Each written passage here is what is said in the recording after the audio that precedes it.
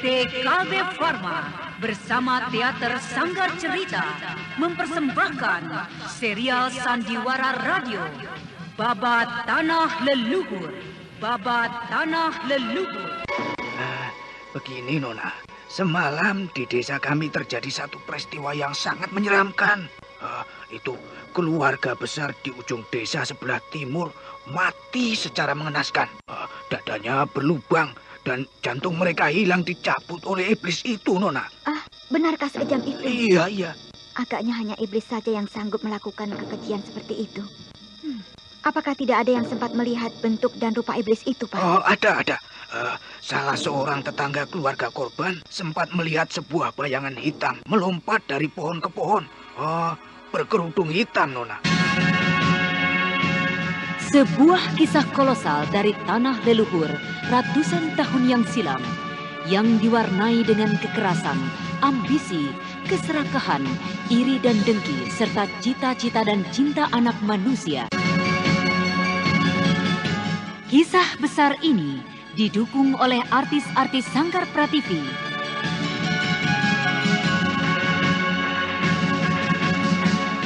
Babat Tanah Leluhur, kali ini dalam episode ke-19 dengan judul Angkara Murka.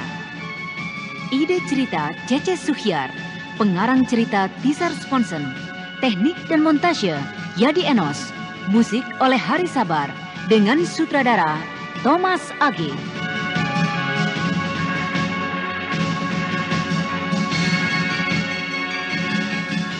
Pada seri yang ke-26 ini menampilkan Yuli sebagai Cempaka, Eli Ermawati sebagai Anting Wulan, Rio Sempana sebagai Raden Purbaya, M. Abud sebagai Jerangkong Hidup, dan pembawa cerita Neni Sumardi. Selamat menikmati.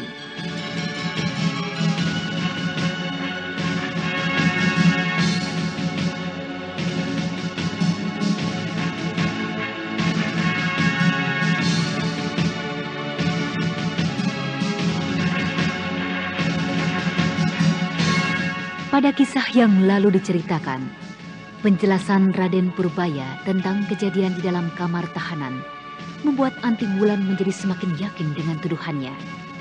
Dan ternyata Cempaka yang melihat kekasih hatinya disudutkan sedemikian rupa, disudutkan kewibawaannya maupun sikap jujurnya, telah menjanjikan tanggung jawab dari Purbaya. Hal mana membuat Raden Purbaya tak dapat berbicara lagi? Kak, iya. Tuanku harus mempertanggungjawabkannya.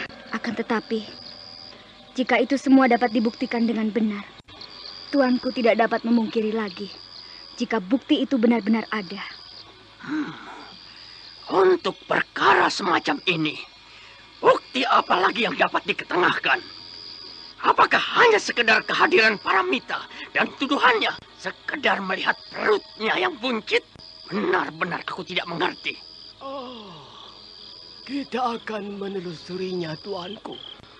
Kita akan kembali ke Keraton Kencana Wungu. Anda sekarang masih mendengarkan Sandiwara Radio di channel Memori 80. Mungkin dari mulut resi asing itu, kita akan dapat menyelidiki masalah ini. Sesungguhnya lah saya percaya dengan sikap kesatria dari Tuanku. Tapi Paramita telah menjelaskan pada saya. Dan saya tidak dapat mengatakan bahwa dia berdusta atau mengada-ada. Dan dia memang telah mengandung. Saat itu, aku memang tidak merasakan sesuatu. Hanya saja secara tiba-tiba, sepertinya aku merasakan diriku tidak sadarkan diri. Ya, kita akan menyelidikinya, Kek. Jika boleh, saya pun akan turut serta bersama Tuanku. Silakan, Kak. Kita akan pergi bersama-sama menyelidikinya. Kau pun boleh juga jika ingin turut serta, Kakek. Tetapi hamba mempunyai satu urusan, yaitu mencari murid hamba yang menurut Anting Wulan sedang menuju ke tempat ini. Jika begitu hamba permisi. Sekarang juga hamba mohon pamit. Silakan, Kek. Mudah-mudahan Kakang Karmapala cepat kakek temukan dan semua persoalan ini akan segera tuntas. Hamba permisi. Ayolah kita juga segera berangkat. Jika Tuanku berkenan, kita dapat langsung saja berangkat dari tempat ini. Kukira sebaiknya kita kembali saja ke istana. Aku akan menyampaikan pesan untuk Paman Raka Parumpang.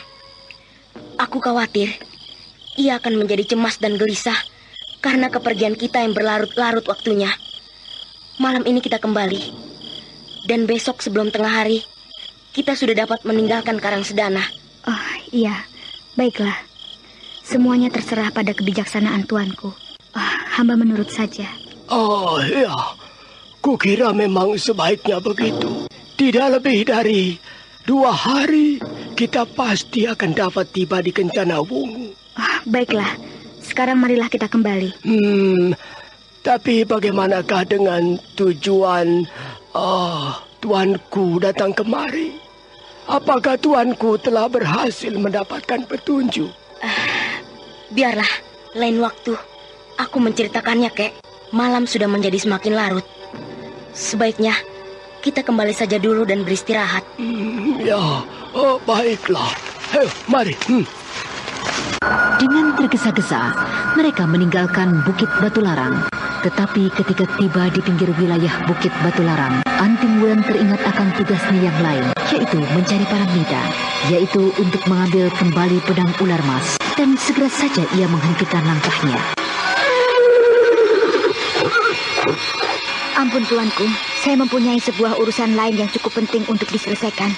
Biarlah hamba memisahkan diri. Nanti kita akan bertemu di sana. Hamba akan berusaha untuk tiba lebih dahulu. Baiklah, aku harap kau tidak terlambat, Kak Wulan, agar kita dapat menyelesaikan masalah ini bersama-sama. Baiklah tuanku, hamba berangkat. Hei, Tunggul, ayo berangkat. Hiya. Anting Wulan kembali menghela si Tunggul. Tetapi kuda sakti yang sangat penurut itu tiba-tiba saja membuat ulah dan tidak mau beranjak dari tempatnya. Mau apa kau, Tunggul?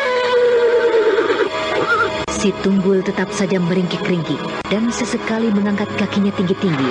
Untuk sesaat, Anting Wulan menjadi kehilangan akal. Sementara itu Raden Purbaya yang belum beranjak dari tempatnya juga memperhatikan ulah si Tunggul. Si Tunggul kembali meringkik dan kini mendekati Raden Purbaya sambil menghentak-hentakan kakinya dan sesekali menggerakkan kepalanya ke kiri dan kanan, seakan-akan hendak memberikan salam pada Raden Purbaya.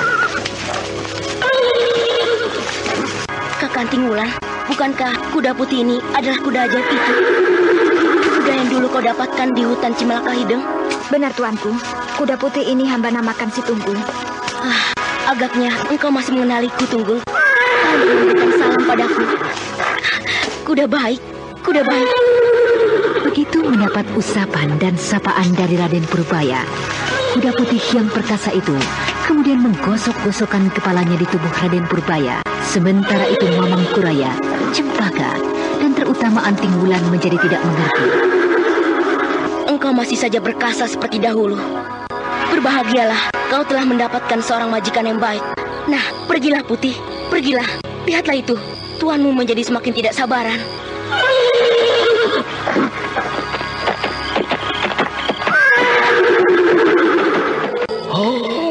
Kau telah mengenal kuda itu, Purbaya? Iya, Kek. Aku lebih dahulu mengenalnya. Saat itu, aku menemukan kuda itu masuk dalam perangkap jerangkong hidup guruku.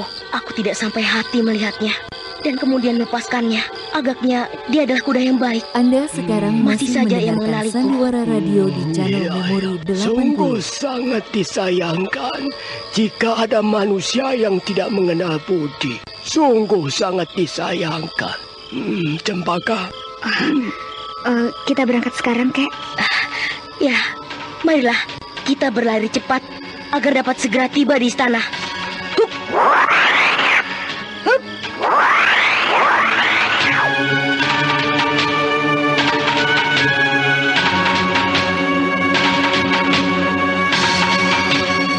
Raden Purbaya, Cempaka dan Mamang Kuraya melesat menuju Karangsedana. Sementara itu Anting Wulan memacu kudanya menuju Galuh.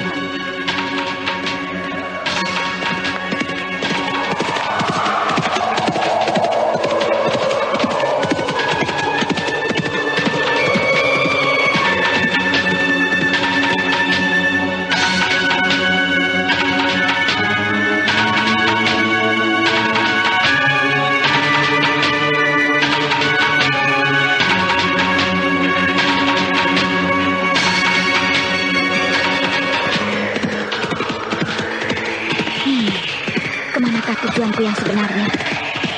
Apakah Galuh tempat yang tepat bagiku untuk menemui Paramita?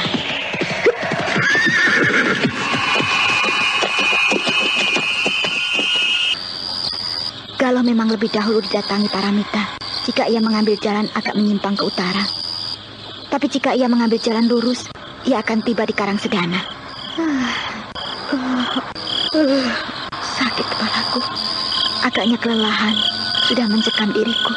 Aku akan mencari tempat yang tepat untuk tidur.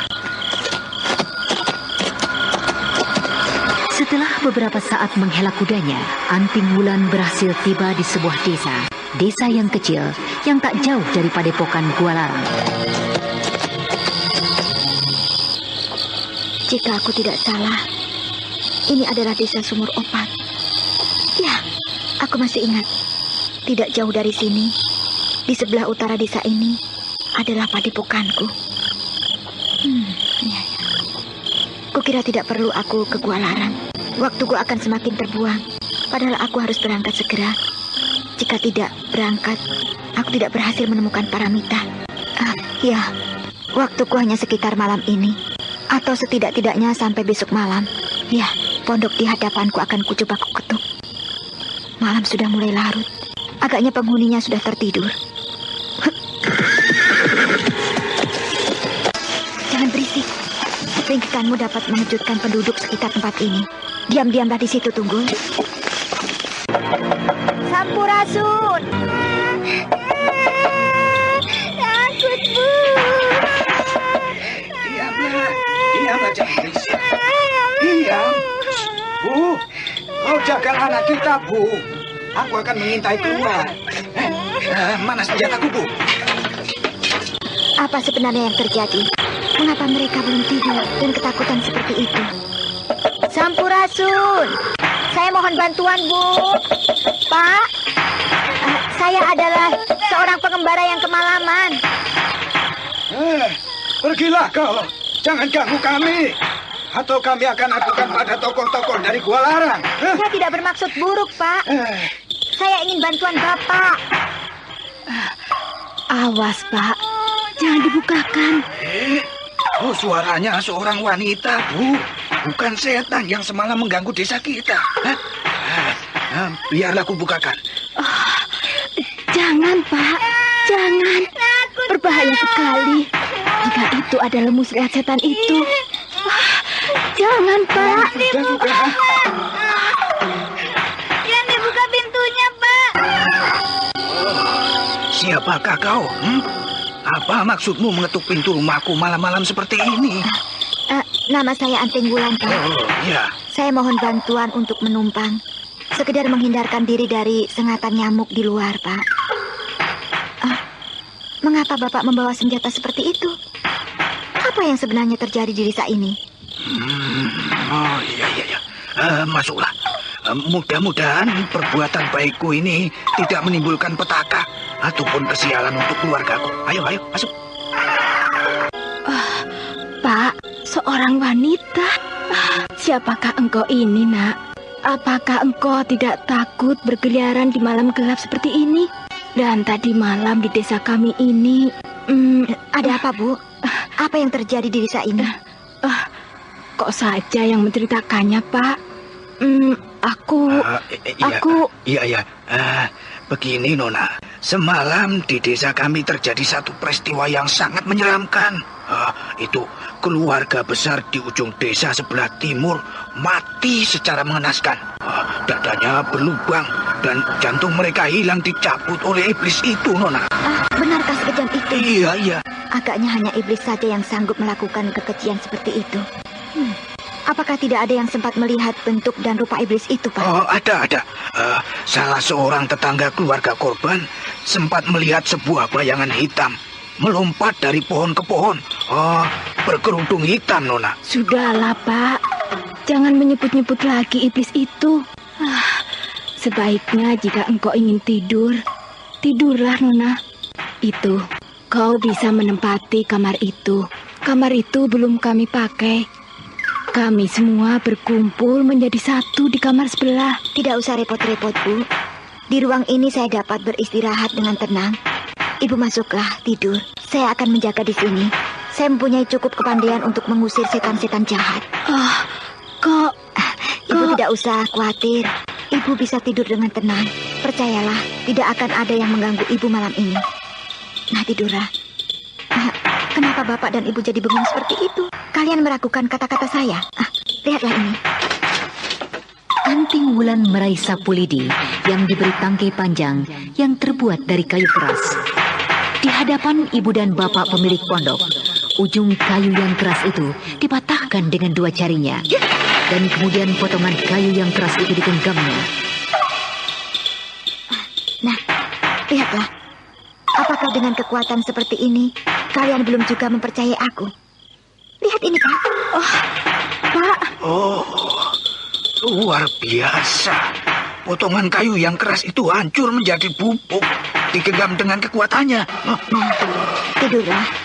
Jika aku mempunyai cukup waktu dan berkesempatan bertemu dengan iblis keji itu, aku akan menangkap dan membasminya. Baru saja kedua orang tua pemilik pondok itu akan masuk ke dalam kamarnya. Tiba-tiba saja dari kejauhan terdengar kentongan yang merupakan tanda bahaya. Pak, itu dengar, Pak. Itu di desa sebelah, Pak. Seluruh isi pondok kecil itu tersentak ketika mendengar kentungan tanda bahaya, tidak terkecuali Anting Wulan.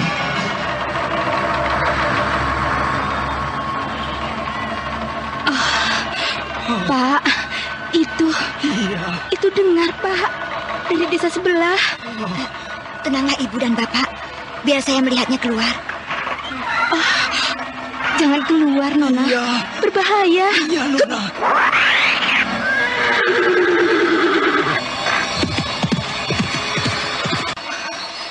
Wanita itu seakan-akan terbang dan hinggap di atas punggung kudanya, Pak. Iya. Siapakah dia, Pak? Entahlah, Bu. Tapi dia mengatakan namanya adalah Anting Wulan. Oh, pintu ini sampai lupa ku kunci. Pak. Iya. Pak, kok bilang apa? Anting Wulan. Iya, Anting Wulan, Bu. Ada apa? Anting Wulan. Bukankah itu nama salah seorang tokoh dari Ning Sewu, Pak? Bukankah Anting Wulan salah seorang murid dari Gua Larang, Pak? Oh iya, kau benar, Bu. Iya, aku ingat sekarang. Anting Wulan adalah salah seorang murid dari Gua Larang yang tergabung dalam kelompok yang dulu dikenal dengan nama Ning Sewu. Alah, aku telah bersikap kurang ajar kepada pendekar wanita itu. Hampir saja kita membiarkan dia di luar, Bu. Dan menistanya seperti seorang pengemis. Yang jagat Dewa Batara. Selamatkanlah pendekar wanita itu. Dan lenyapkanlah iblis malapetaka itu melalui tangan pendekar wanita itu. Marilah, Bu. Kita tidur saja. Itu, lihat anakmu pun sudah pulas di pundakmu.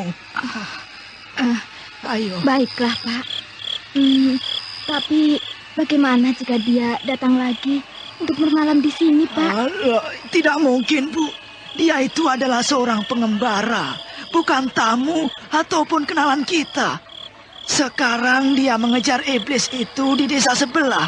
Dan tentunya jika nanti dia membutuhkan tempat untuk bermalam, ya tidak perlu repot-repot kemari lagi, Bu.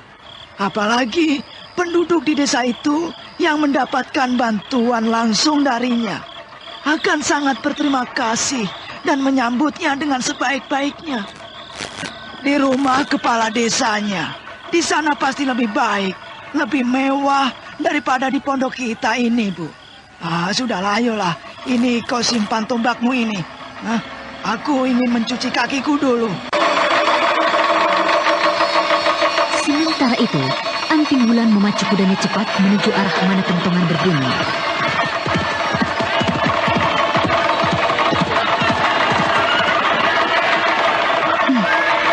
Aku akan berkeliling mencari iblis pengacau itu di sekitar pinggiran desa. Hiya, hiya, hiya.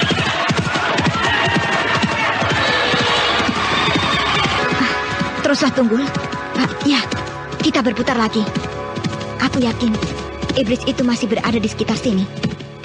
Hei, itu dia. Tunggu di sini, Tunggul.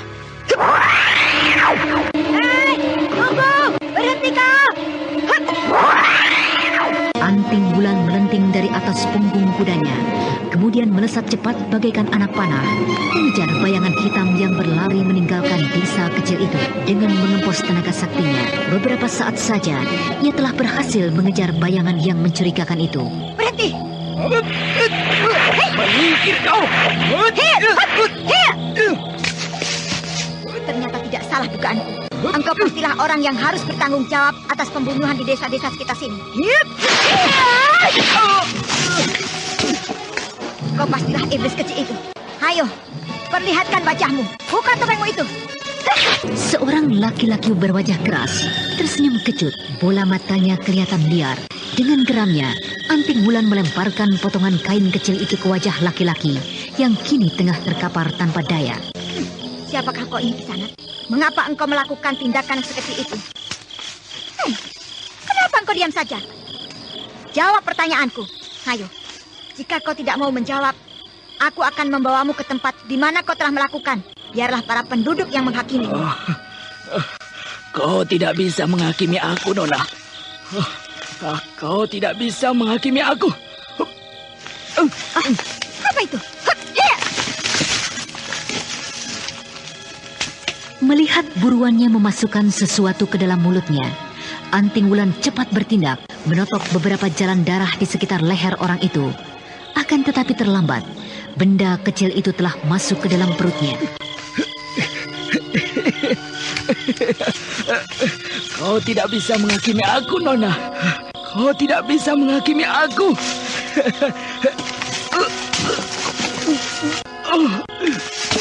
Setan elang, rupanya dia telah menelan ramuan pencabut nyawa. Gila, siapakah orang ini? Apakah dia mempunyai kawan yang merupakan kelompoknya? Hei, berhenti! Melihat kecepatan lari lawannya, Anting Wulan segera mengempos kembali tenaga saktinya. Dan dengan gerak kilatnya, ia melesat mengejar bayangan yang berada di mukanya. Tetapi beberapa saat saja, bayangan itu telah lenyap dari pandangannya. Gila, siapakah buruanku tadi? Begitu hebatnya kepandiannya. Jarang sekali dapat kutemui orang yang sehebat itu. Aku harus kembali ke tempat tadi.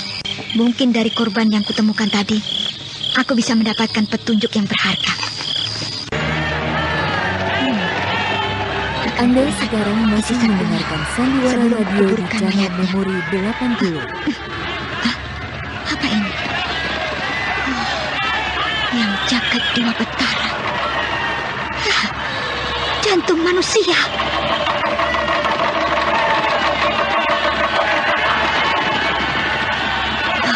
Penduduk desa menuju ke tempat ini. Biarlah, akan kutunggu sebentar mereka.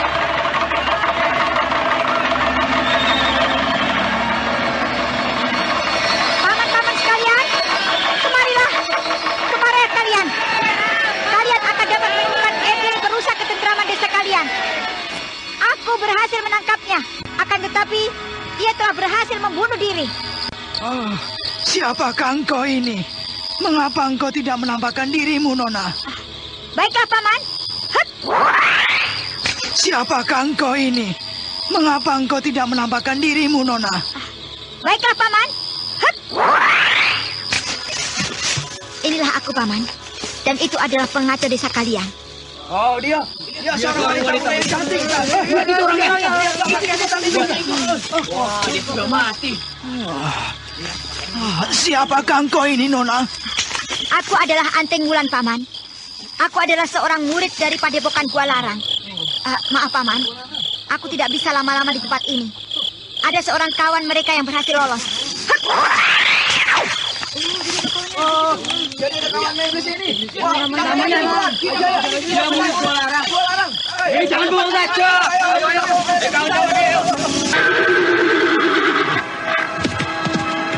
Setelah berhasil menemukan kudanya si Tunggul, Anting Wulan segera melarikan kudanya menuju arah mana buruannya pergi.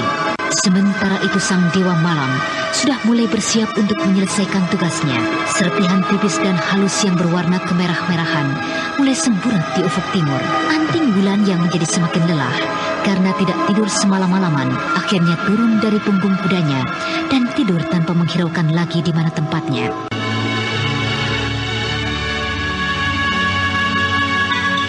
Sementara itu, pembunuh keji serupa dengan yang terjadi di desa pinggiran Gua Larang terus berlangsung. Bahkan pembunuhan tersebut semakin meningkat. Tidak hanya terhadap penduduk desa, tetapi tokoh-tokoh serta pendekar-pendekar yang ternama pun menjadi korbannya. Banyak perguruan yang bergabung. Datang dan pergi pembunuhnya begitu misterius, meninggalkan korban dengan dada yang berlubang tanpa memiliki jantung lagi. Dan banyak orang menyebutnya sebagai iblis bercadar hitam. 2 hari telah berlalu, sementara itu Raden Purbaya yang menuju Keraton Kencanawungu telah tiba tak jauh dari perbatasan negara tersebut.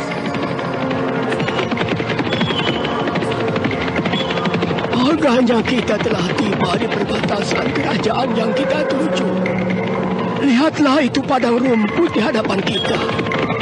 Menurut keterangan yang diberikan penduduk yang kita jumpai, tadi itu adalah tandanya. Ayolah kita percepat perjalanan kita. Iya, Kek. Marilah, Kak. Mungkin sebelum matahari terbenam, kita dapat tiba di Keraton Kencanawungu. Perjalanan kita ini agaknya akan memakan waktu yang panjang lagi, Tuanku. Ya. Ya, aku kira kita dapat berkeliling sebentar guna menyelidiki pembunuhan yang akhir-akhir ini terjadi. Iblis bercadar hitam. Hampir 4 kurban yang kita jumpai dalam perjalanan kita ini. Dan mereka semua adalah ketua perguruan silat.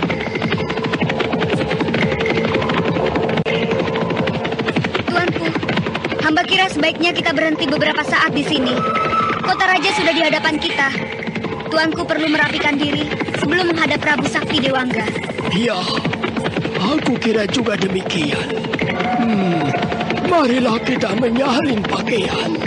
Kita cari penginapan untuk beristirahat beberapa saat. Penginapan yang cukup besar di kota Jatisari ramai dihuni tamu-tamu dari berbagai kota dan daerah. Banyak saudagar-saudagar kaya yang menginap di penginapan tersebut. Namun tidak sedikit pula kaum pendekar yang datang ke tempat tersebut. Dan ketika hari telah menjelang senja, ketika Raden Purbaya dan rombongannya telah bersiap-siap meninggalkan penginapan tersebut. Iya, Tuanku Purbaya. Lihatlah itu. Sebuah pengumuman ditempelkan di muka pintu penginapan. Marilah kita lihat, Kek. Kak.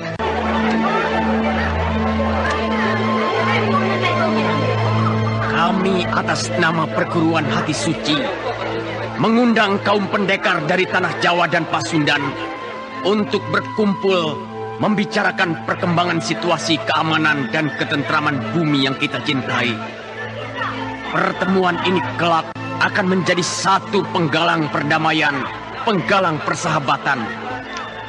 Kami tunggu kedatangan kalian, kaum pendekar yang gagah berani di Bukit Tengkorak, Tanah Pasundan, awal purnama yang akan datang. Perguruan Hati Suci. Bukit Tengkorak. Undangan apakah itu, Kek? Perguruan Hati Suci. Entahlah. Tapi mengapa harus Bukit Tengkorak? Ada apa lagi di sana? Apakah undangan itu ada hubungannya dengan Jerangkong Hidup? Tidak mungkin. Baru beberapa hari kita bertemu dengan Jerangkong Hidup. Dia nampak tidak mempunyai sebuah rencana untuk pertemuan pendekar dan juga Hati Suci. Aneh sekali. Undangan pertemuan pendekar. Bukit Tengkorak. Dan pengirimnya tertera hanya Perguruan Hati Suci. Apakah kira-kira akan banyak yang hadir, Kek? Mana aku tahu. Kita lihat saja nanti. Ya, siapa tahu di sana kita akan menemukan pembunuh keji itu. Dan mungkin pula pertemuan itu ada hubungannya dengan pembunuhan yang akhir-akhir ini terjadi. Kita lihat saja nanti. Sekarang, marilah kita segera menuju kota raja. Ketika hari menjelang malam, Raden Purbaya bersama Cempaka dan Mamang Kuraya Tiba di keraton Kencanawungu, Prabu Jakti Dewangga yang mendengar perihal kedatangan Prabu Sanjaya segera saja menyambutnya dengan tergesa-gesa. Oh, kiranya Tuanku Purbaya yang datang. Mengapa tidak mengirimkan utusan dulu agar kami dapat menyambut sebagaimana mestinya? Biarlah Paman Sakti Dewangga. Kedatangan kami ini kemari hanyalah sekedar kunjungan santai. Tapi adakah yang dapat kami bantu sehubungan dengan kedatangan tuanku? Kedatangan kami kemari adalah hendak mencari tahu tentang keamanan Kencanawungu. Apakah pengacau-pengacau yang dahulu tidak pernah mengganggu lagi? Tidak, tuanku. Semenjak kejadian tersebut, hampir di seluruh Kencanawungu menjadi aman dan tentram. Jika tuanku ingin beristirahat, segalanya telah tersedia. Marilah, saya akan mengantarkan tuanku ke sana. Oh, ternyata kalian sudah keluar lebih dahulu. Iya, Gusti Prabu. Tidak betah dan tidak enak terkurung di dalam kamar seorang diri. Panggil aku sebagaimana biasanya, Kak Cempaka. Saat ini, kita hanya bertiga. Panggilanmu yang masih terikat basa-basi membuat aku semakin rikuh denganmu. Maaf, Adik Purbaya. Ini, kakek Mamang Kuraya baru saja menanyakan kembali hasil tapa berata kita. Sudah kau jelaskan? Belum sempat saya menjelaskan, kau sudah keluar dari dalam kamar. Ceritakanlah, Kak Cempaka. Aku juga akan melengkapi dengan ceritaku. Baiklah. Kek? Ada apa lagi, Cempaka? Ceritakanlah cepat. Kau membuatku menjadi semakin penasaran saja. Ketika kami tengah bersemedi, apakah kakek selalu mengawasi dan melihat keadaan yang terjadi pada diri kami? Ya, aku melihat. Aku memperhatikan keadaan tubuhmu yang memancarkan cahaya terang. Juga tubuh Purbaya. Hanya itu aku tidak melihat apa-apa lagi. Karena aku melihat kedatangan Anting Wulan dan Jerangkung hidup. Dan aku kemudian mengajaknya menyingkir menjauhi dirimu. Jadi hanya itu. Baiklah, dengarkanlah, Kek. Malam itu, ketika kakek mengantarkan kami ke tempat semedi di Bukit Batu Larang. Tempat ini cukup pekat. Kegelapan di sekitar sini akan membantumu untuk lebih memusatkan perhatian. Dan celah batu ini cukup tersembunyi untuk kenyamanan dan ketenangan kalian bersemedi. Aku menunggumu tak jauh dari sini. Aku pergi. Marilah Adik Purbaya, kita mulai saja. Mudah-mudahan Dewata Agung memberikan petunjuk bagaimana menguasai kekuatan halus yang bersemayam di dalam tubuh kita. Marilah, Kak. Kemudian kami duduk bersemedi memusatkan seluruh perhatian dan kekuatan batin kami pada Hyang Agung, penguasa dan pencipta alam semesta ini. Beberapa saat kami terlelap dalam keheningan yang seakan-akan tiada batasnya. Seakan-akan terlelap dalam hamparan ruang yang luas tanpa batas. Dan dalam keberadaan kami yang tiada itu, kami melihat titik-titik cahaya yang semakin lama menjadi semakin besar. Dan akhirnya semakin mengapur dan kemudian lenyap. Kami tidak mengerti lagi di mana kami berada. Kami tidak tahu lagi kebersamaan kami. Seakan-akan saya berada dalam kesendirian. Begitu juga dengan Adik Purbaya. Dia merasakan hal yang sama. Waktu berlalu tanpa batas dan tanpa kami ketahui. Sampai satu waktu, tiba-tiba saja di hadapan kami muncul dua cahaya yang menyilaukan, yang kemudian menjelma menjadi seorang laki-laki tampan dan seorang wanita cantik jelita. Keduanya mengenakan pakaian yang indah dan seluruh tubuhnya seakan-akan memancarkan cahaya yang indah sekali. Tanpa sadar, kami segera berlutut. Bangkitlah Purbaya, pemuda tampan bijaksana, Raja Agung yang arif. Sesungguhnya manusia yang suci tidak ada bedanya dengan dewata di mata yang agung. Bangkitlah dan berdirilah di hadapanku. Sembah bakti kami berdua, kami aturkan. Bangkitlah engkau juga, Cempaka, gadis yang suci, setia pada cinta, setia pada keadilan. Engkau pun pantas untuk berdiri di hadapan kami. Terima kasih, atas kehadiran Sang Dewi. Ada apakah kalian berdua memaksa kami hadir kemari? Ampunkan kami berdua, wahai kekuatan agung yang bersemayam di dalam tubuh kami. Kekuatan suci yang bersemayam dalam tubuh kami. Kami lancang dan memaksa tuan berdua untuk datang adalah semata-mata untuk mengenal tuan berdua. Siapakah sesungguhnya tuan berdua? Dan apakah maksudnya tuan berdua bersemayam di dalam tubuh kami? Angkara murka banyak terjadi di tanah ini. Karena itu, aku diperintahkan oleh Yang Agung untuk turun dan menciptakan perdamaian di tanah ini. Dan kalian berdua yang merupakan lambang dari kesetiaan dan keagungan cinta, merupakan tempat yang tepat bagi kami berdua untuk datang dan bersemayam. Aku adalah Yang Wisnu, dan ini istriku, Pohaci. Sembah sujud dan hormat sekali lagi hamba haturkan. Demikian pula hamba. Itulah, dan dengarkanlah. Aku akan melengkapi rasa penasaranmu dengan keterangan lain. Ketahuilah, kekuatanku dapat engkau pergunakan sesuka hatimu, manakala engkau berdua telah terikat hubungan suami istri.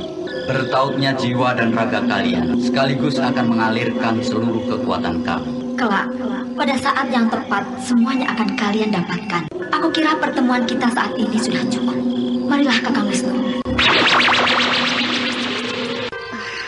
Setelah kedua dewata itu menghilang, kami tiba-tiba saja tersentak dalam kesadaran kami. Dan sayup-sayup, saya mendengar keributan tak jauh dari tempat kami bersemedi. Dan kelanjutannya, kakek sudah mengetahui sendiri. Oh, sudah kuduga. Memang sudah kuduga. Apa itu, kek? Oh, tidak. Ya. Seperti yang dulu pernah kukatakan, kekuatan itu pastilah dia. Wisnu dan Pohaci. Oh, ada yang datang. Oh, pengawal dalam istana ini agaknya. Oh, selamat malam tuanku. Hamba datang atas perintah Gusti Prabu Dewangga. Beliau mengundang tuanku untuk makan malam bersama. Bagaimana, kek? Ya, semuanya terserah pada Gusti Prabu. Jika tuanku tidak merasa lelah, kita dapat makan bersama sambil menanyakan beberapa hal tentang tawanan misalnya.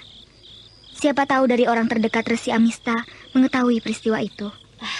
Baiklah, aku menerima undangan itu. Sampaikan, sebentar lagi aku akan datang memenuhi undangan junjunganmu. Oh, baiklah tuanku. Hamba akan menyampaikannya. Nanti, jika tuanku sudah siap, pengawal di sini akan dapat menunjukkan jalan ke bilik utama Gusti Prabu Dewangga. Hamba permisi. Seperti yang mereka rencanakan, setelah makan malam, dalam perbincangan santai Prabu Purbaya menanyakan tentang kelompok Resi Amista yang berhasil ditawan. Sebagian dari mereka yang saya benar-benar percaya telah dilepas kembali. Sedangkan beberapa belas yang merupakan pimpinan kelompok yang masih tampak keras sikapnya masih berada dalam tahanan. Oh ya, ada sesuatu yang ingin saya bicarakan sehubungan dengan tawanan khusus kami, tuanku. Tawanan khusus? Siapakah dia itu, Paman Dewangga? Ki Cengkar Pawon, salah seorang pembantu utama Resi Amista. Oh, ya Gusti Dewa Batara. Ya, Cengkar Pawon adalah pembantu utamanya. Dan ia adalah yang menjaga pintu ke arah bilik utama dan juga ke arah kamar tuanku. Ya, rupanya laki-laki kasar, kotor dan brutal itu Ki Cengkar Pawon. Oh ya, apa yang ingin Paman bicarakan tentang orang itu? Laki-laki itu kini seakan-akan menjadi kurang waras. Ia tertawa-tawa sambil berkata-kata aneh. Dan sangat kotor. Berkata aneh? Apa maksud Paman Dewangga? Saya harap Tuanku Purbaya tidak menjadi marah jika saya mengucapkan hal itu. Tidak, Paman. Katakanlah, apa saja yang dikatakan Ki Cengkar Pawon. Baiklah. Saya akan ceritakan apa yang saya dengar dan lihat. Dia menyebut-nyebut dirinya adalah salah seorang raja besar. Dia berkata bahwa dia telah memperistri putri dari seorang raja, yaitu Paramita. Paramita? Paman Dewangga, saya mohon ceritakanlah semuanya dengan sejelas-jelasnya. Apa yang telah Paman lihat, ceritakanlah Paman. Raden Purbaya mendesak Prabu Cakti dengan suara gemetar. Sementara itu Cempaka dan juga Mamang Kuraya yang berada di sampingnya kelihatan tegang menunggu cerita selanjutnya dari Prabu Cakti Dewangga.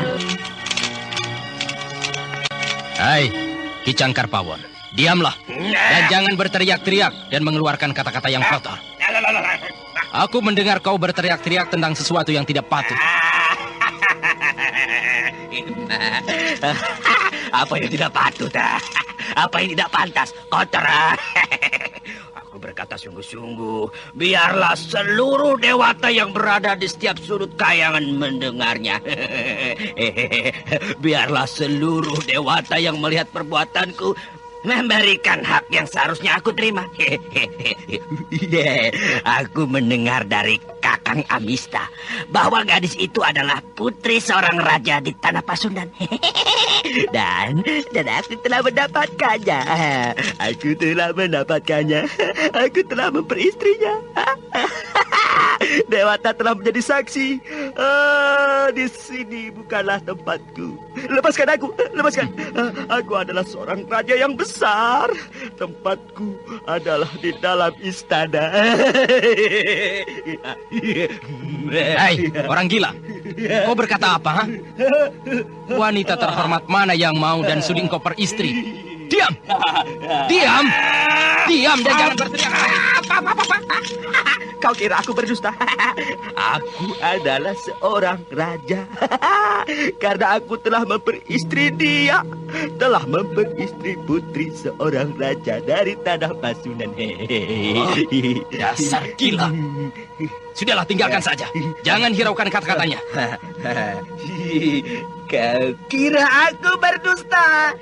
Dengarlah istriku tercinta. Dengarlah, istriku tercinta itu adalah Paramita. Paramita. Iblis pembawa bencana. Seluruh tubuh Prabu Purbaya gemetar karena geramnya. Demikian pula dengan Cempaka. Tangannya terkepal kencang, tapi di sudut hatinya ia merasa lega karena kekasihnya Purbaya bukanlah laki-laki busuk yang tidak tahu tanggung jawab. Kami mengerti. Kata-kata darinya adalah dusta semata. Kini Ki Cangkarpawon kami tetapkan di dalam kamar tahanan khusus.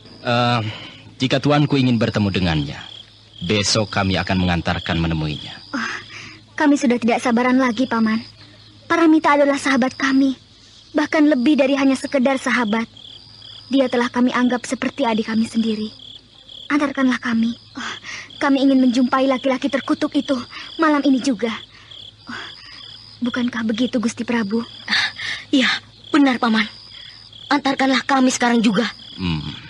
Baiklah. Jika begitu, marilah ikuti saya.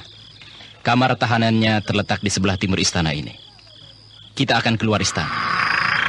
Nah, itu dia orangnya. Siapa engkau? Pergi! Dan jangan mengganggu aku. Prabu Cangkarpawon. Pergi! Cepat! Sebelum aku memanggil pengawal. Pengawal! Cepat tangkap mereka! Tangkap dan masukkan ke dalam penjara. Ayo!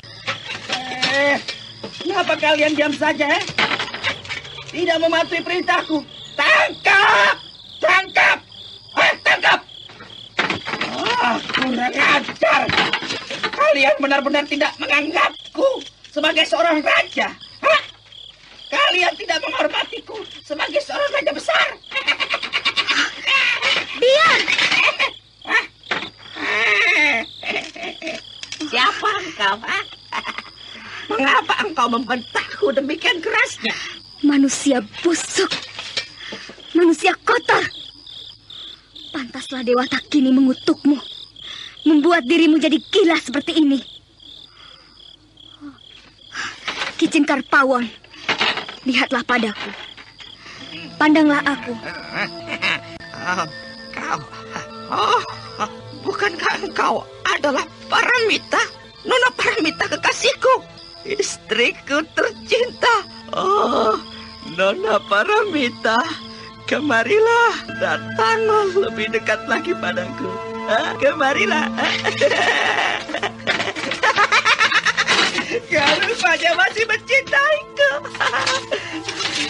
tidak melupakan aku, Paramita. Kemarilah. Ki Cengkar Pawon merintih-rintih. Pada kesempatan lain ia tertawa-tawa bahagia. Semua yang hadir di ruang tahanan itu termangu melihat sikap Ki Cengkar Pawon. Mereka memandang tanpa berkedip. Dan tanpa mereka sadari pula, di belakang telah hadir Anting Wulan yang masuk diantar oleh seorang pengawal dalam istana. Rupanya kesempatan itu berhasil kudapatkan. Aku mendapatkan kesempatan itu. Pemuda bodoh Anda itu sekarang masih mendengarkan Sandiwara Radio di channel Memori 80. Setelah itu, ya, tidak sadarkan diri. Lalu aku menggunakan kesempatan itu. Paramita kini menjadi istriku. Paramita, aku adalah seorang raja besar. Walaupun Dewata telah menghukummu, rasa-rasanya aku belum puas, Cengkar Pawon. Aku tidak dapat membayangkan sakit hati adik Paramita jika dia mengetahui kaulah yang menjadi sumber bencana itu. Manusia busuk dan kotor seperti kau. Apa yang ingin kau lakukan dengannya? Laki-laki itu sudah kulumpuhkan. Dia tidak memiliki tenaga lagi. Dan kini Dewata Agung telah melengkapinya dengan membuatnya seperti itu. Apalagi yang ingin kau lakukan? Tenanglah, Kak. Kau akan membiarkannya. Membiarkan makhluk busuk yang telah merusak nama baik adik Paramita. Merusak masa depannya. Aku kira sudah cukup hukuman yang diberikan padanya. Kuasailah dirimu. Kita akan memikirkannya kemudian. Jadi laki-laki itu yang telah merusak masa depan adik Paramita. Dia telah mendapatkan hukumannya, Kak. Aku telah melumpuhkannya dan membuat hilang seluruh kekuatannya pada beberapa waktu yang lalu. Mengapa engkau tidak menyadari semua ini? Mengapa adik Paramita membabi buta menuduh dirimu? Marilah, Kak. Kita keluar dari tempat ini. Mungkin aku akan dapat menjelaskannya setelah mendengar pengakuan dari Ki Cengkar Pawon. Mari, Paman Dewangga. Malam sudah menjadi semakin larut. Mari, Kek. Ya. Mari, Gusti Prabu. Ya, pada saat itu keadaanku sangatlah lemah. Ingatanku yang tiba-tiba saja menghilang. Yang aku tidak mengerti, rupanya adalah perbuatan dari Ki Cengkar Pawon yang melemparkan batu tepat pada jalan darah di tengkuku. Dan pada saat itu, dia merusak kehormatan adik Paramita yang memang saat itu tengah dipengaruhi kesadarannya oleh ramuan perangsang birahi. Ya, pada saat itu yang ada di dalam pikirannya hanyalah dirimu, calon suaminya yang sangat dicintainya. Pantas saja dia merasa semuanya adalah perbuatanmu.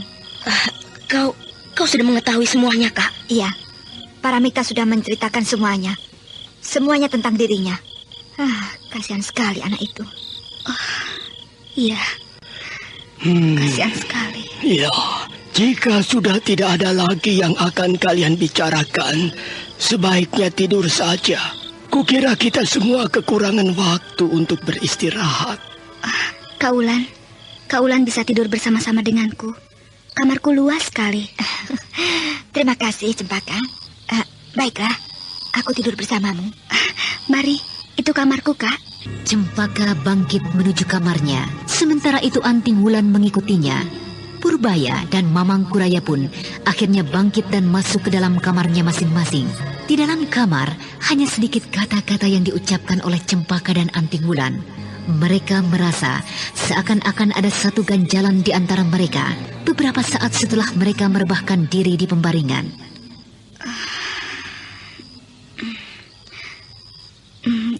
Kaulan, ada apa, Cempaka?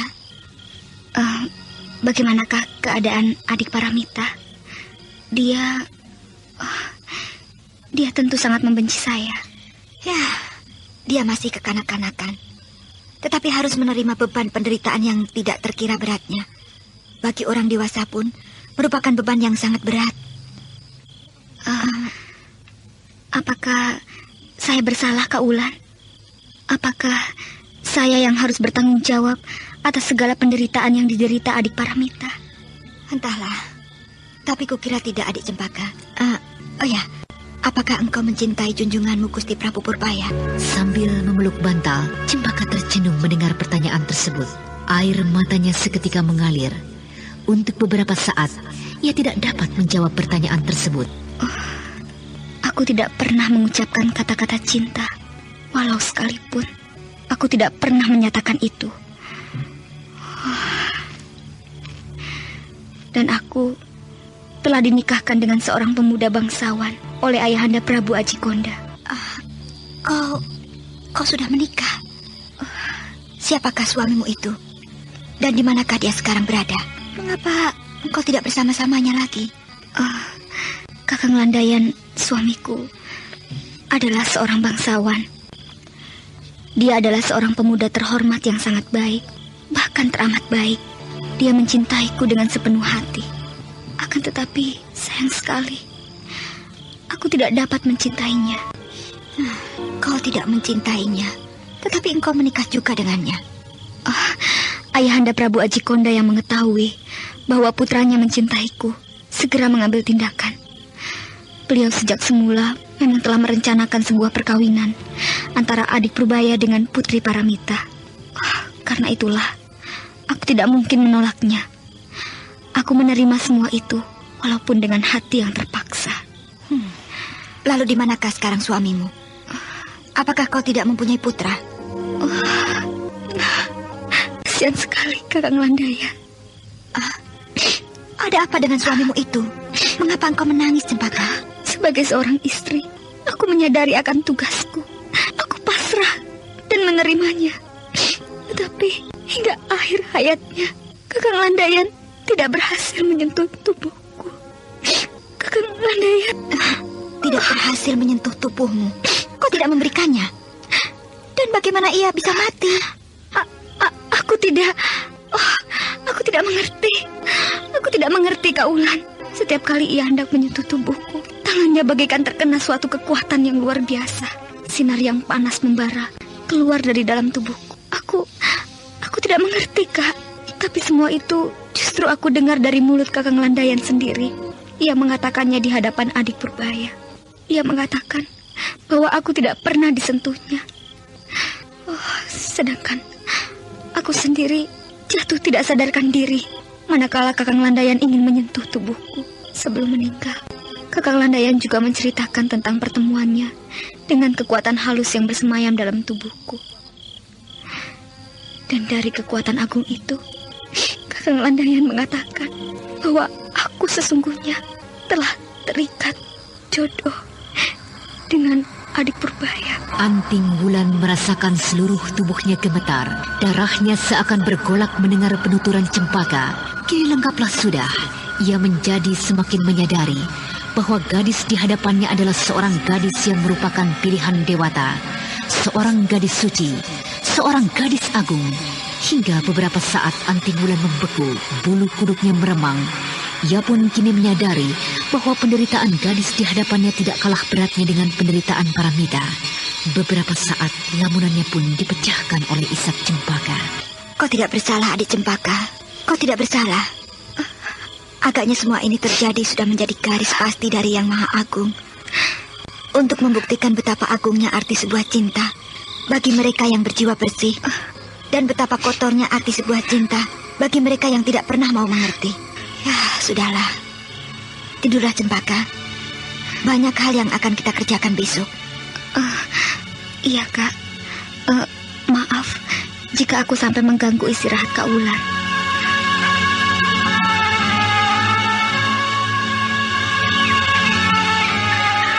Keesokan harinya, setelah meminta diri, Raden Purbaya bersama Cempaka, Anting Wulan dan Mamang Kuraya segera meninggalkan keraton Kencana Wungu. Kita berhenti sebentar.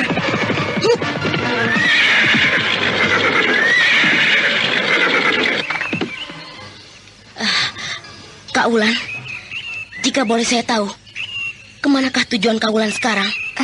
Aku tidak tahu.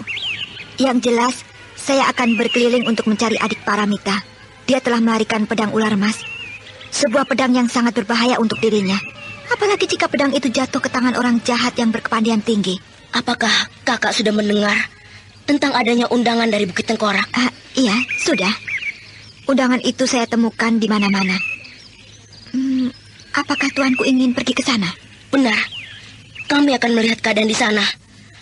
Aku kira sebaiknya Kak Ulan pun ikut bersama kami ke sana. Bukan tidak mungkin Paramita berada di sana. Iya ya. Tuanku benar. Saya akan ke sana. Bagus, bagus. Ayolah, kita berangkat. Hea, hea.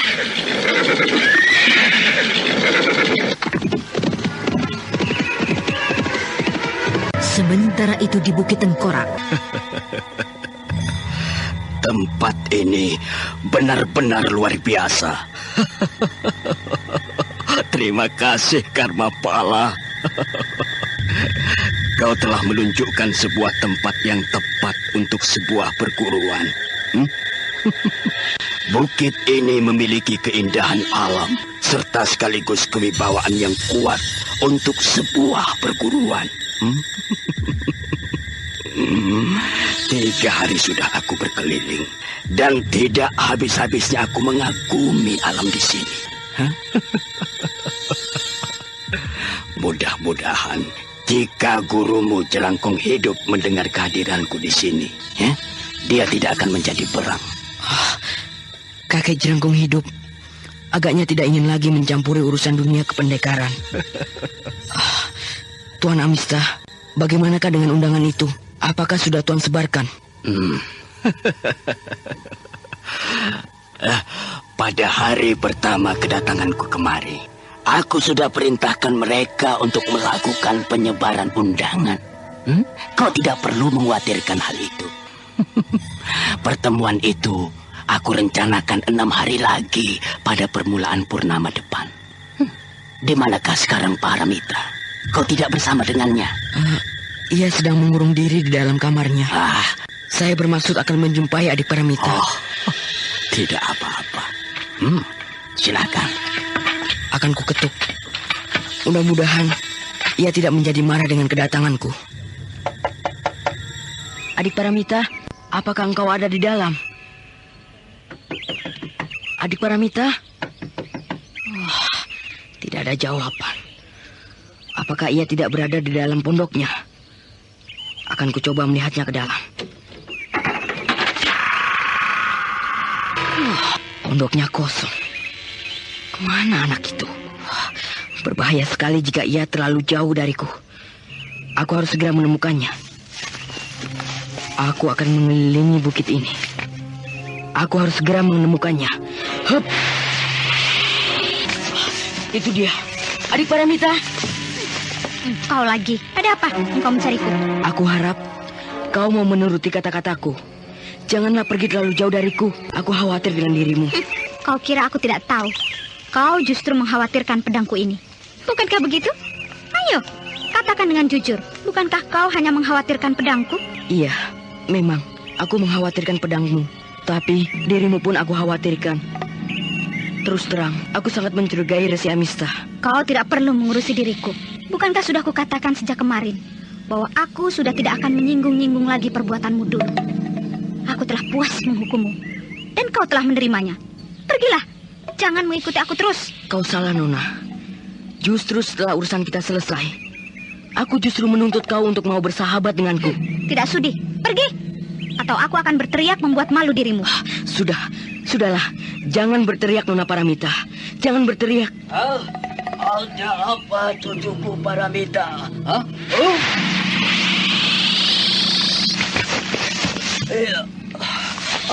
Ada apa? Kenapa kalian diam saja? Kalian telah bertengkar lagi? Maukah kau meninggalkan aku bersama Paramita sebentar saja? Hanya sebentar saja. Baiklah. Kau tidak perlu ragu. Tinggalkanlah tempat ini. Baiklah, adik Mita. Duduklah. Dan jangan berdiri mementang kaki seperti itu. Kenapa kau memandangku seperti itu, Paramita? Kau pun kini tidak dapat percaya lagi, Kek. Setelah kau menipuku, setelah kau memberikan bubuk kuning itu, kau membuat aku serba salah menghadapi mereka. Mengapa engkau tidak berterus terang saja? Mengapa kau harus membohongiku? Karena bagiku, setiap laki-laki yang tidak mengenal tanggung jawab apalagi terhadap wanita, dia harus mati. Aku khawatir jika menceritakannya kepadamu, kau akan menjadi ragu karena cintamu kepadanya. Karena aku tahu kau masih belum dapat bersikap tegas, bersikap dewasa. Siapa bilang? Kedatanganku kali ini ke tanah Pasundan ini adalah untuk memenggal kepala Raden Purbaya yang kini bergelar Prabu Purbaya. Kau tidak akan sanggup melakukannya, Paramita. Kau kelak akan menjadi ragu karena cintamu kepadanya. Jangan mencoba untuk membakar hatiku. Aku akan memenggal leher Purbaya dengan pedang ini. Masukkanlah pedang itu, Paramita. Pedang itu kelihatannya bukan sebuah senjata yang dapat dibuat main-main. Aku mengharapkan engkau dapat menekan hawa nafsumu untuk beberapa saat, hingga pertemuan pendekar yang sebentar lagi aku laksanakan selesai. Dan kelak, jika aku telah mempunyai banyak murid, jika aku telah berhasil membina satu kekuatan yang besar, aku akan mampu menekan Prabu Purbaya. Aku harap kau mau mendengarkan kata-kataku. Pergilah, pergilah. Biarkan aku sendiri di sini. Kau juga membuat hatiku menjadi semakin pepat. Pergilah. Baiklah, aku akan pergi. Tapi untuk sementara tahanlah dirimu. Jangan membuat keributan. Aku memerlukan bantuanmu. Dan juga bantuan Karmapala. Pergi! Baik. Aku pergi. Jagalah dirimu baik-baik. Karmapala mengintai semua percakapanku. Mudah-mudahan Paramita akan tetap mampu menahan pemuda itu.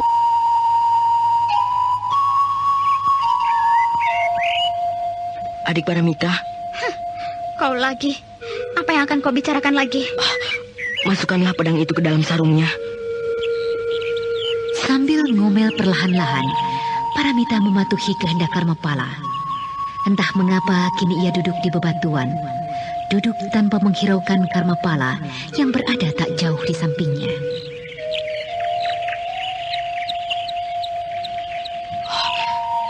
Kau ini aneh sekali, adik Paramita. Jika memang engkau tidak percaya dengan Resi Amista, mengapa engkau masih juga berdiam di sini? Apalagi yang kau cari di sini bersama dengannya. Mengapa engkau berniat membantu segala usahanya? Engkau sendiri, apa yang sudah kau lakukan? Bukankah kau juga membantunya? Memberikan sebuah tempat yang mungkin akan dijadikan satu markas untuk kegiatannya? Aku berbuat begitu sebelumnya karena aku melihat kau begitu mempercayainya. Kau begitu bersahabat dengannya, serta didukung oleh rencananya yang cukup mulia. Mendirikan sebuah perguruan besar, tempat para pemuda belajar berbagai macam ilmu. Sejak pertemuanku dengannya beberapa hari yang lalu, aku tidak pernah percaya dengannya lagi. Aneh. Lalu, mengapa kau tetap tinggal di sini? Itu urusanku, kau tidak perlu tahu. Apakah hingga saat ini kau belum juga percaya dengan diriku? Dengan perhatianku? Aku bersungguh-sungguh, Paramita. Mendengar perhatian yang tulus dari pemuda yang sesungguhnya telah menarik hatinya, Paramita terisak sedih. Ia menangis memikirkan tentang keadaan dirinya yang kini telah cemar karena perbuatan Raden Purbaya. Ada apa kau menangis, adik Paramita? Keadaan diriku ini, Kakang Karmapala. Aku malu untuk tetap hidup terus. Aku malu, Kakang. Aku ingin sudahi saja hidupku ini. Akan tetapi, aku harus dapat membunuh dahulu orang yang telah menghancurkan seluruh masa depanku. Aku harus dapat membunuhnya, Kakang. Adik Paramita, apakah Prabu Purbaya yang disebut-sebut tadi oleh Resi Amista, yang teramat kau dendam, adalah hubungannya dengan aib yang menimpa dirimu? Benarkah demikian, adik Paramita? Setan. Apakah benar Purbaya melakukan kekejian seperti ini? Benar-benar serigala berbulu domba. Aku akan menuntut balas atas semua perbuatannya itu. Apalagi yang kau tunggu di sini, Paramita? Ayolah kita cari dan temui Raja Bejat itu di istananya. Rasa-rasanya ingin sekali aku berteriak di muka gerbang istana Karangsedana. Mengapa Kakang tidak berteriak di seluruh kota Raja? Biar sekalian semua orang tahu bahwa aku Paramita, putri Prabu Jayasuntana, telah cemar kesuciannya dan ditolak cintanya mentah-mentah oleh Prabu Purbaya. Lakukan saja hal itu, Kakang. Lakukan. Agar genap sudah rasa malu dan cemarku. Lakukanlah, Kakang. Maksudku tentu saja tidak ingin membuat malu dirimu. Aku tidak bermaksud seperti itu. Baiklah, kita akan mencarinya dan mengajaknya pergi ke suatu tempat dan menyelesaikannya secara jantan. Biarlah aku yang akan menghadapinya. Tidak kusangka pemuda yang semasa kanak-kanaknya adalah seorang yang berjiwa kesatria, kini menjadi seekor serigala yang busuk. Bersikaplah sebagaimana seorang sahabat denganku, adik Paramita. Aku tidak menganggapmu sedikit pun sebagai seorang gadis yang kotor. Bagiku, kau tetap seorang gadis yang bersih. Marilah, kita kembali ke pondok kita. Jaga baik-baik pedangmu. Marilah, adik Paramita. Duduklah, Jantra. Oh, mana pedang pesananku itu? Ini tuanku. Laki-laki yang bernama Jantra itu kemudian membuka kain tebal yang berada dalam pondongannya.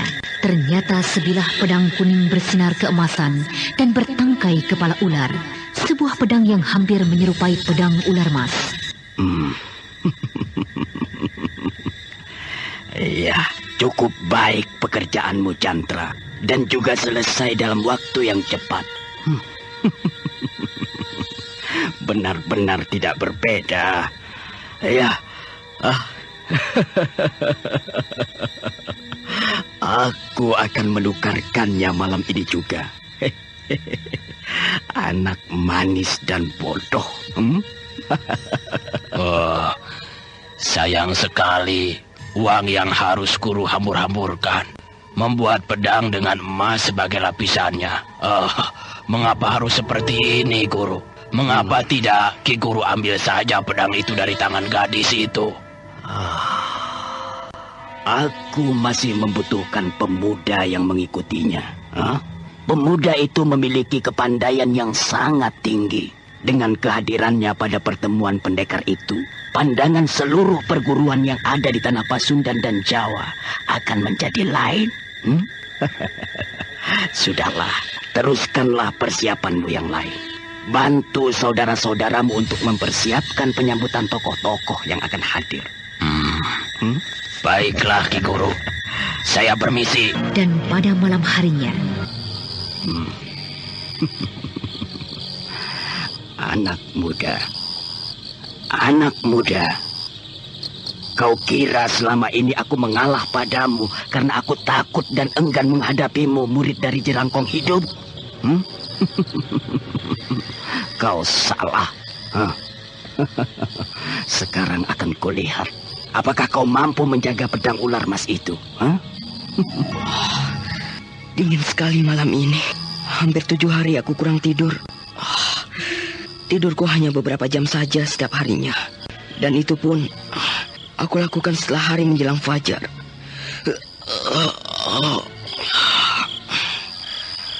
Malam semakin larut. Aku akan bersemedi lagi seperti biasanya.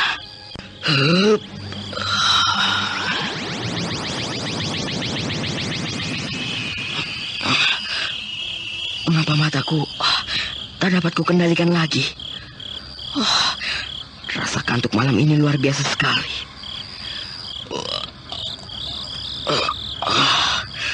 Aneh. Mengapa kekuatan saktiku tidak mampu membendung rasa kantuk ini? Apakah karena aku telah terlampau lelah?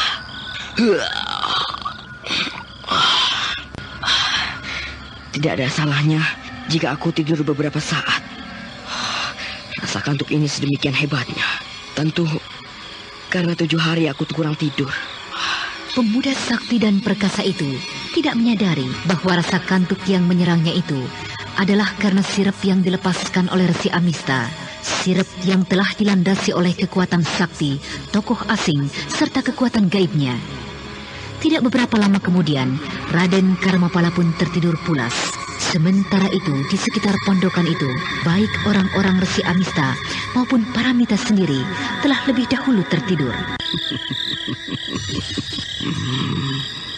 Jika aku ingin membunuhmu, sangatlah mudah. Tapi aku masih membutuhkan kehadiranmu, anak muda. Kelak jika seluruh rencanaku berhasil, aku akan berterima kasih sekali kepadamu, Karmapala, dan juga padamu, Paramita, yang telah menghantarkan pedang ular emas ini. Ini aku berikan juga sebilah pedang yang cukup baik untukmu, cucu. Putri Cadar Biru. Putri Cadar Biru. Nah, sekarang katakan, di mana pemuda Mataram itu? Atau Nyai Tapak Angin, benarkah kau datang hanya untuk pemuda Mataram itu? Kau pintar, bocah. Serahkan juga kitab pusaka yang kau curi dari kaki Bukit Kacida. Kitab pusaka? Sebuah tragedi menegangkan dari rimba persilatan yang dikobarkan oleh seorang dera jelita akibat cinta yang kandas sebelum terbalas. Aku tahu. Kau biasa menyimpan lelaki secara gelap-gelapan dalam lembah ini. Kau harus bertanggung jawab terhadap mulutmu. Awas kipas.